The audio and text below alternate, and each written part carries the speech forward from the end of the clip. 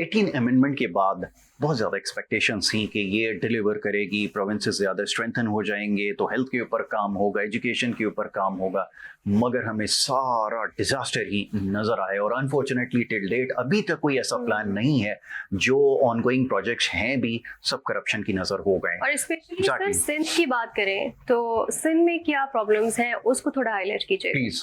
जैसे भाई हमने शुरू से काफ़ी अरसे से, जब कि ये 18वीं तरमीम का बिल पास हुआ पार्लियामेंट में, तो खैर पाकिस्तान में मैं ये कहूँगा कि मैं बहुत उन चंद लोगों में था कि जिन्होंने फर्स्ट डे से इसकी मुखालफत स्टार्ट की थी कि वफाक कमज़ोर हो रहा है। और वफाकी इदारों को कमज़ोर करने का मकसद ये है कि मुल्क के अंदर इंतशार फैलाना। और उसके बाद अवाम को वो मैं एक फ़िक्र अक्सर कहता हूँ, ये इसी हवाले से मेरा होता है कि उस टाइम खासकर MKM को एक लॉलीपॉप दिया गया था कि जी हम मजीद सूबे बनाएंगे।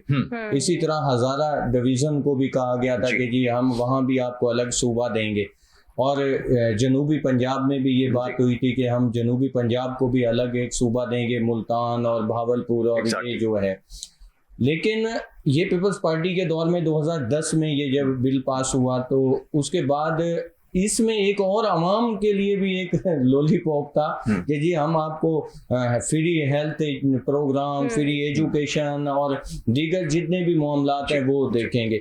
लेकिन नतीजा ये निकला कि जैसे ही सूबाई हुकूमतों के पास इख्तियारात आए तो वफाक क्योंकि इस पोजीशन में नहीं था कि उनसे फिर कोई सवालो जवाब कर सके, ठीक है, तो इनकी वो मिसाल बन गई कि जैसे एक बाप के 4 बेटे हैं। अब बाप बेचारा बुजुर्ग हो जाता है और वो चारों जो हैं वो ये कहते हैं कि जो हमारे पास है बाबा जी वो तो हमारा ही है, अब आप जो है हमें और दो।